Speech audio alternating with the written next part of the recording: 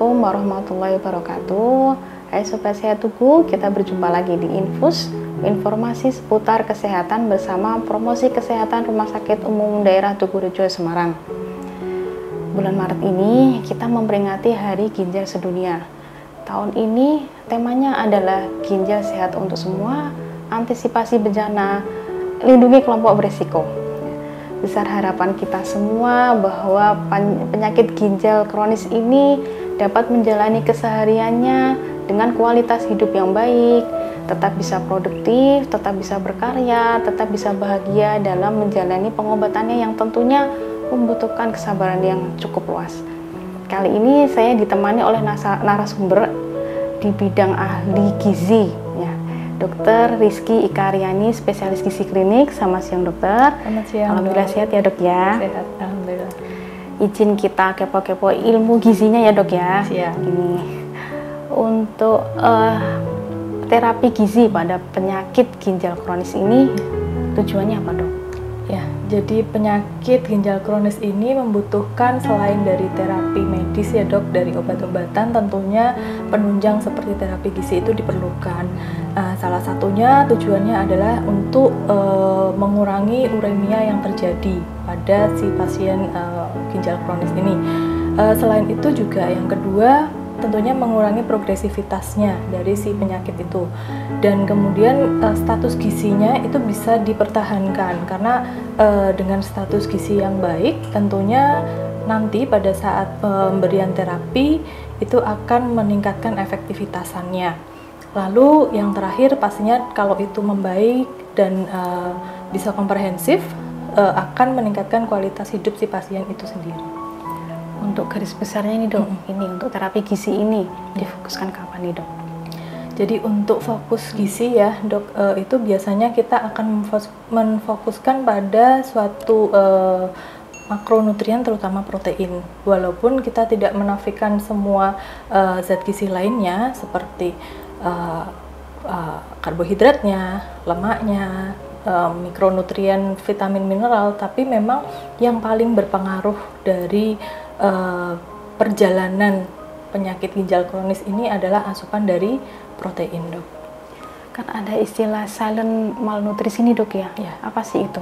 Nah, ini menarik sebenarnya karena silent malnutrisi itu seringkali terjadi pada pasien ginjal kronik di mana sebenarnya dari segi klinis itu tidak terlihat, tetapi pada mungkin dari laboratoriumnya seperti albuminnya sudah mulai turun, berat badannya sudah mulai turun gitu ya dok ya, terus juga dari hemoglobinnya sudah mulai turun. Nah, hal-hal tersebut yang kadang kita tidak sadari bahwa sebenarnya pasien ini sudah jatuh pada kondisi malnutrisi, walaupun dari segi indeks massa tubuhnya atau IMT-nya itu masih baik. Jadi ini yang perlu diperhatikan sih dok. Pada pasien penyakit ginjal kronis ini sudah dikatakan malnutrisi. Nah, ini pada saat ya kondisi gimana nih dok? Oh ya. Jadi memang untuk malnutrisi sendiri itu diagnosanya dari berbagai aspek ya dok. Yang pertama kita bisa lakukan dengan antropometri. Jadi kita hitung dulu berat badannya, tinggi badannya, lalu kita ukur IMT atau indeks massa tubuhnya. Kalau dia di bawah 20 ya, terutama pada pasien ginjal kronis ini sudah mulai harus warning, hati-hati. Apalagi ada penurunan berat badan kurang lebih dari 5% dari berat badan awalnya. Selain itu juga adanya mungkin kita lihat dari biokimianya. Kalau dia sudah ada hipoalbumin ya, terus juga sudah ada anemia, penurunan hemoglobin, itu sudah mulai ada tanda-tanda malnutrisi di situ. Sehingga hal tersebut harus perlu diperhatikan dan harus dicek nih setiap pasien kontrol. Itu termasuk untuk kita menilai tingkat nilai gizi apa? Tingkat gizinya. Ya, jadi untuk status gizi untuk status gizi ya. Iya dok. Jadi dari tadi antropometri, biokimia, terus dari klinisnya juga nih dok, mungkin bisa dilihat apakah ada pemecahan protein otot. Biasanya kalau kita pegang nih tangannya si pasien itu terlihat tidak ini ya, istilahnya kalau orang normal itu kan kayak ototnya masih teraba gitu ya. Kadang-kadang pasien-pasien dengan penurunan asupan yang sudah jatuh ke malnutrisi itu biasanya protein ototnya terpecah sehingga mulai kurus, juga lemak subkutannya, jadi lemak yang ada di bawah kulit itu juga mulai hilang. Jadi kalau kita cubit nih dok, itu yang keangkat hanya kulitnya aja, nggak ada lemak di bawah kulitnya, sudah tidak ada. Nah, hal-hal tersebut yang kita harus mulai warning untuk pasien-pasien PGK. Kalau ada itu ya berarti kemungkinan ada malnutrisi. Ya, tentang protein ini dok, seberapa penting nih protein untuk penyakit ginjal kronis ini? Ya, jadi tadi kan ditekankan ya bahwa protein itu memang sangat berpengaruh, terutama terhadap peningkatan ureum kreatinin gitu ya. Dimana kita tahu bahwa protein itu kan memang salah satu metabolismenya adalah di ginjal. Untuk pengeluaran asam amino yang sudah tidak terpakai itu kan di ginjal. Apabila protein ini tidak diawasi penggunaannya atau asupannya, tentu saja misalnya berlebihan, nah kerja ginjalnya juga akan bertambah berat ya dok ya, sehingga akan memperparah gitu ya untuk si pasien PGK ini. Begitu pula sebaliknya, kalau proteinnya terlalu rendah sekali misalnya ya, tidak dievaluasi dengan baik, tentunya malnutrisi yang nantinya akan terjadi akan lebih buruk lagi. Jadi protein ini memang harus diperhatikan. Kan ada juga tuh dok, diet rendah protein. Nah itu kapan ini untuk penyakit ginjal kronis ini? Iya, seringkali memang pasien tanya, ya dok, saya harus mulai udah diet protein atau belum gitu ya, sudah harus ngurangin protein atau belum. Jadi memang untuk seberapa atau timing yang tepat gitu ya untuk kita mulai membatasi atau restriksi protein pada pasien PGK ini, belum ada suatu statement yang fix gitu ya dok ya, tetapi pada beberapa konsensus ya dari entah itu dari Pernefri ataupun dari Perhimpunan Gizi Klinik itu mengatakan bahwa pada pasien ginjal kronis paling tidak yang sudah stadium 3, jadi dengan GFR di bawah 60 itu sudah mulai harus restriksi protein. Tetapi tentu saja protein itu direstriksi dengan berbagai pertimbangan ya dok. Kalau memang pasien itu sudah dialisis, ya tentu saja mungkin restriksinya tidak serendah yang belum dialisis. Jadi hal tersebut yang perlu dilihat. Berarti ada penelitiannya ya dok ya? Ada. Ya udah banyak banget sih. Mungkin saya inikan sedikit ya dok ya untuk beberapa penelitian. Kenapa kok banyak banget dokter yang menyarankan gitu ya bahwa pasien ginjal kronis ini harus restriksi protein, karena beberapa penelitian menunjukkan bahwa dengan adanya low protein diet atau LPD ini bisa menurunkan uremikumnya. Jadi uremianya mulai diturunkan, asidosis metabolis yang terjadi pada pasien PGK juga bisa berkurang, juga menurunkan hiperfosfatemia pada pasien PGK, dan bisa menurunkan anemia serta inisiasi dari dialisis itu sendiri. Gitu. Untuk kebutuhan protein pada penyakit ginjal kronis ini kan berbeda ya dok, yang menjalani dialisis atau enggak. Untuk yang sudah menjalani dialisis ini ada rekomendasi gitu dok? Oh ya betul. Jadi memang benar dok, kalau untuk restriksinya antara pasien PGK dengan dialisis dan non dialisis itu memang kita bedakan. Walaupun tetap masih di bawah asupan intake protein orang normal ya dok ya. Tetapi pada pasien yang memang belum ada dialisis sama sekali, kita biasanya akan restriksi agak rendah. Bahkan ada penelitian yang lebih rendah dari 0,8 gram.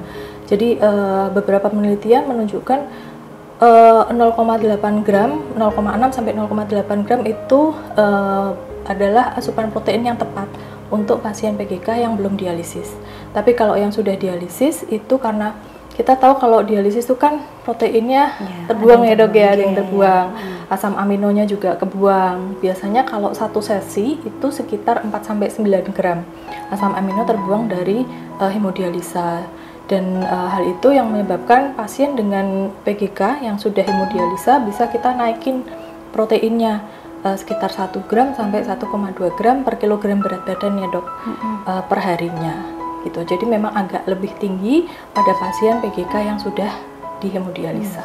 Gitu. Untuk pasien rawat inap nih dok, butuh nggak ya suplemen atau sudah cukup dengan dietnya beliau yang untuk yang rawat inap ya dok ya, terutama memang biasanya pasien yang sudah dirawat inap itu pasien PGK yang sudah banyak komplikasi ya dok ya. Jadi klinisnya juga sudah nggak baik, kadang-kadang juga sudah banyak gejala penyerta, sudah sesak sekali, sudah nggak nafsu makan, mual muntah karena saking tinggi ureum kreatininnya gitu ya. Itu biasanya kita bisa tambahkan asupan baik itu melalui nasogastric tube atau selang makan dengan formula cair tertentu ya. Ada beberapa formula cair untuk khusus ginjal yang rendah protein, ataupun misalnya kita bisa tambahkan nutrisi parenteral atau infus nutrisi yang khusus ginjal yang bisa kita masukkan melalui intravena gitu dok. Sekarang kita membahas tentang lemak nih dok. Untuk lemak sendiri ini masih diperlukan nggak sih untuk beliau pada pasien gagal ginjal kronis? Tadi kita udah ngomongin protein gitu ya dok ya, udah ngomongin banyak. Untuk lemak sendiri sebenarnya ini juga butuh perhatian karena intake lemak pada pasien ginjal kronis ini harus dilihat juga profil lipidnya. Kita tahu bahwa kalau sudah ada PGK biasanya akan meningkat nih HDL-nya, trigliseridnya karena proses penyakitnya ya dok ya. Nah hal itu juga akan menjadi catatan kita kalau memang sudah tinggi trigliseridnya, HDL-nya sudah mulai ada penurunan gitu ya, rasio LDL-HDL-nya sudah nggak bagus. Tentu saja seperti asupan-asupan yang tinggi lemak jenuh, kolesterol tinggi, itu sudah mulai harus kita diet juga. Jadi memang penting juga pada pasien PGK ini bukan hanya ureum kreatinin ya dok, tapi profil lipid, gula darah itu juga penting kita cek juga. Berarti mikronutrisi seperti vitamin gitu tuh, ada rekomendasi nggak dok gimana kita? Untuk mikronutriennya ya dok ya. Kalau untuk mikronutrien itu yang paling dilihat itu adalah satu vitamin mineral, contohnya kaliumnya, fosfor, natrium ya dok ya, karena pasien ginjal itu biasanya natriumnya akan tinggi, sehingga kita harus restriksi natrium juga nih, biar natriumnya nggak tambah tinggi, tensinya juga nggak tambah tinggi. Dan hal-hal ini yang harus diperhatikan pada pemberian makanan. Jadi biasanya yang asin-asin kita kurangin dulu, yang ada garamnya kita kurangin dulu, kita stop dulu. Atau biasanya justru malah bener-bener nggak pakai garam nih. Kadang kita harus komunikasi ada ke pasien, rasanya hambar dok, karena memang itu kita nggak kasih garam pada makanannya, biar natriumnya turun dulu. Itu yang paling utama. Terus kalium ya dok, biasanya kan kalium juga tinggi nih dok pada PGK. Nah makanan yang tinggi kalium, misalnya beberapa sayuran, buah-buahan, pisang dan sebagainya, itu juga harus kita turunkan atau bahkan kita stop dulu. Mungkin itu yang paling penting sih ya dok ya. Dan ini pertanyaan yang banyak ditanyakan juga nih, pembatasan cairan ya, untuk menghitung cairan yang pas untuk mereka-mereka ini gimana nih dok? Ya, kadang pasien juga nanya, saya boleh minum seberapa gitu ya. Jadi memang karena ginjal itu juga sebagai regulasi cairan dari tubuh kita gitu ya. Pada pasien-pasien yang memang sudah ada terutama edem atau asites, itu pembatasan cairan penting dilakukan. Pun juga memang pada yang belum edem pun juga harus tetap batasi gitu ya dok ya, karena kalau sudah mulai ada penurunan GFR biasanya produksi urinnya juga sudah mulai menurun, sehingga untuk seberapanya kita biasanya pakai hitungan rumus insatiable water loss ya, itu 15 cc per kilogram berat badan pasien. Dengan berat badannya harus di adjusted ya dok. Jadi kalau memang dia ada asites ataupun bengkak, harus kita standarkan dulu, seperti dicari berat badan keringnya berapa. Nah itu dikalikan 15 cc per hari ditambah 500 cc. Misalnya berarti kalau berat badannya 50 dikalikan 15 cc sekitar 750 ya dok, ditambah 500 untuk cc. Urinnya. Maaf, untuk ditambah 200 cc atau produksi urinnya ya. Jadi kalau misalnya 750 ditambah produksi urinnya misalnya 200, berarti sekitar 950 gitu. Jadi makanya berat kering ya dok ya? Pakainya berat kering. Kalau berat yang ada asitesnya kan nanti tinggi sekali jadinya. Iya dok. Oke. Untuk saran-sarannya nih dok, kan juga banyak menanyakan nih makanan yang perlu, yang baik ya untuk mereka yang sebaiknya dihindari itu. Gimana dok? Jadi kalau untuk yang boleh dikonsumsi dan dihindari ya dok ya, tentu saja karena biasanya pasien ini kan tadi natriumnya tinggi, jadi untuk makanan yang tinggi garam, makanan yang banyak pengawetnya, makanan yang dikaleng ataupun misalnya makanan-makanan kemasan yang butuh banyak pengawet, itu kita harus hindari. Terus makanan-makanan yang banyak mengandung cairan tinggi misalnya, nah itu juga harus kita kurangin. Misalnya nih kayak makan sup gitu ya, mungkin kita ambil sari sayurannya, tetapi untuk jumlah dari kuahnya itu perlu diperhatikan. Terus untuk kalium tadi, biasanya kalium pada pasien PGK itu kan tinggi, sehingga makanan yang tinggi kalium, pisang, lalu buah-buahan lain yang tinggi seperti rambutan, nanas, mangga, durian, nah itu kita stop dulu. Sayuran juga beberapa yang tinggi kaliumnya juga sayuran-sayuran hijau ya. Kalau untuk kita yang orang normal mungkin oke gitu ya dok ya, tapi untuk pasien-pasien dengan gagal ginjal kronis, penyakit ginjal kronis ini memang harus diturunkan karena takutnya nanti kaliumnya tambah tinggi juga nggak bagus juga. Itu sih yang paling penting. Kalau untuk yang yang lain-lainnya sih overall masih boleh dikonsumsi. Banyak yang harus diperhatikan ya dok ya. Kalau untuk satu-satu mungkin nanti bisa ke poli ya dok ya. Nah ini kan kita mendekati bulan Ramadan nih dok ya. Mungkin ada closing saran atau harapan atau monggo anjuran dari dokter ya. Ya kan juga pengen menjalannya dengan kualitas hidup yang baik juga.